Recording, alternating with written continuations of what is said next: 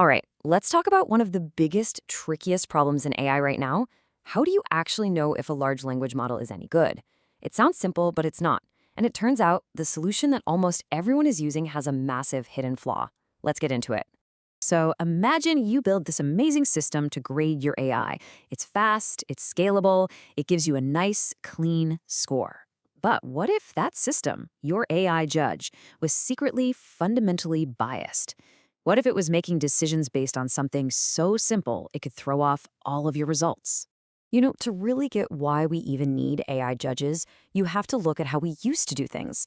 For years, we had these automated ways to evaluate text, but we're in a totally new world now, and those old tools, they're just not cutting it. It's created a real evaluation crisis. I'm talking about metrics like blue and rouge. They were designed to just match keywords and phrases. And look, they were fine for basic stuff like translation or summarizing a news article.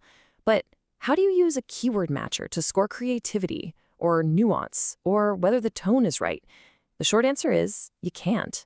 LLMs create text that feels human, and that means you have to judge all these subjective things the old metrics just completely miss.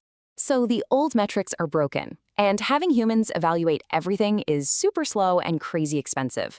The industry was kind of stuck. It needed a new solution, something that could scale, understand nuance, and give consistent feedback. And that's when this new idea started to take off: the AI judge. The whole idea behind LLM-as-a-Judge is actually pretty brilliant in its simplicity. You just use one really powerful large language model to evaluate the output from another AI system. This is great because it's scalable, it's flexible, and you can train it to look for very specific things, way beyond just matching keywords. It's about deep, contextual understanding. And the basic setup looks so straightforward. You get an output from your AI, you pass it over to the LLM that's acting as the judge, and bam, it spits back a quality score and tells you why it gave that score. I mean, on the surface, this seems like the perfect, elegant solution we've all been waiting for. But of course, the devil is always in the details. Once you decide to use an AI judge, you have to figure out how it's going to judge. And that brings us to the two main methods people use: point-wise and pairwise evaluation. So with point-wise scoring, you're basically asking the judge, hey, on a scale of 1 to 4, how good is this one response? It's a solo performance.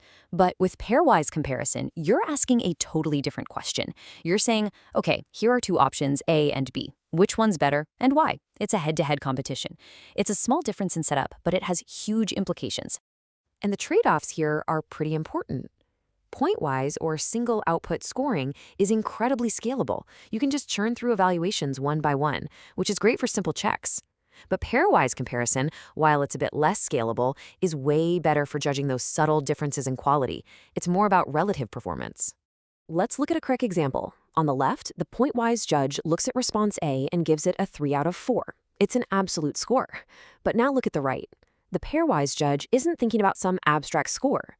It's just comparing A and B directly, and here it decides B is the winner because it's more specific. This is actually a lot closer to how we humans make decisions. So, we've got this powerful new way of doing things, the LLM as a judge. It seems like it's solving all our problems, but researchers started noticing something weird. Something was off. A deep, hidden flaw that could actually wreck the entire system. Which brings us to the million-dollar question. We've replaced our old, clunky metrics with this new, sophisticated AI judge. But can we actually trust what it's telling us? Is it really being fair and consistent? And the answer, which is absolutely stunning, is no. Researchers uncovered a bombshell: positional bias. What they found is that when you show an AI judge two different responses, it has a huge tendency to prefer whichever one it sees first.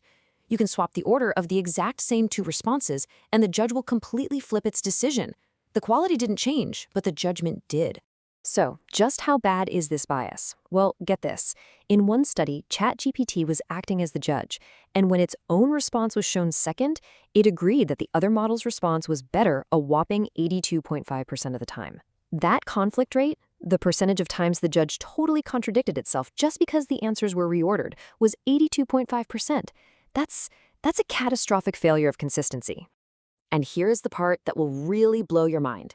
This bias is so strong, it happens even when you explicitly tell the model to ignore the order. The prompt literally said, Ensure the order does not affect your judgment, and the model just ignores it. The bias is that baked in. Okay, so that sounds really bad. It sounds like the whole system is broken. But it's not hopeless. The same research that found these huge problems also pointed toward the solutions. We can actually engineer a much better, fairer system if we're just smarter about how we ask the judge for a score. The first big fix is the scoring scale itself. That vague 1 to 10 scale, it's terrible. I mean, what's the real difference between a 6 and a 7? It's totally ambiguous, and that lets bias sneak in. A way better approach is a discrete 1 to 4 scale, where each number has a rock-solid, clear definition. Like 1 means inaccurate, 2 means partially accurate, and so on. This forces the judge to be way more consistent. The second fix is to make the judge show its work. Instead of just asking for one number, you force it to give you a structured response, like this JSON object here. You make it evaluate different things separately, like accuracy, completeness, style, and write out its reasoning for each one. It's a lot harder for a simple bias, like which one came first, to win out when the model has to do a detailed multi-point analysis. So building a judge you can trust really comes down to a clear 5-step process. First, you pick your approach. And yeah, pairwise is usually better for fighting bias. Then you define razor-sharp criteria. You force it to use a structured format like JSON. And then you collect your judgments systematically and always measure your judge's performance against real humans to make sure it's on track. Wow, okay, we've covered a lot of ground, from the old metrics breaking down to the hidden flaws in the new ones, and finally to how to actually fix them. Let's boil this all down into a final playbook. Here are the most important things to remember. First, LLM-as-a-Judge is a powerful and necessary tool, but you have to know that it suffers from severe positional bias. To fix this, use pairwise comparisons and, this part is critical, make sure you test every pair twice, swapping the positions to balance out that bias. Next, use discrete, well-defined scoring scales, not ambiguous 1 to 10 ratings. And finally, always make the judge show its work with structured outputs and clear reasoning.